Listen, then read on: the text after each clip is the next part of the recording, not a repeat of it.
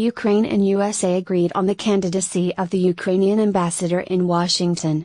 As has told an interview to agency Union Minister of Ukraine Vadim Pristayko, refers to the current representative of Ukraine to the United Nations Volodymyr Yelchenko. According to Mr. Pristayko, a candidate Yelchenko, Ukraine decided 2 months ago.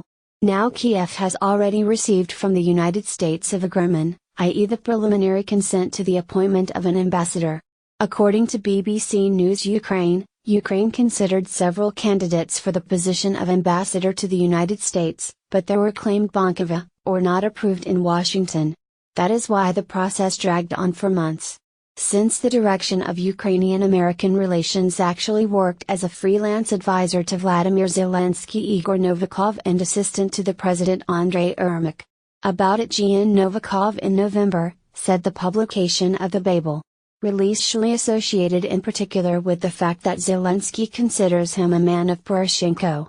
At the same time, Igor Novikov, commenting on the dismissal surely, said that Ukraine cannot afford ambassador who interfere in American domestic politics and trying to manipulate our partners.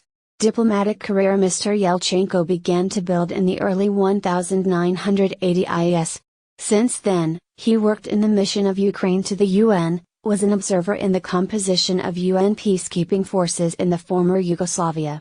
In the 2000s, he held the post of Deputy Minister of Foreign Affairs and the Deputy State Secretary of the Foreign Ministry from 2005 to 2007. He worked as the Ambassador of Ukraine to Austria, Permanent Representative of Ukraine to the international organizations in Vienna.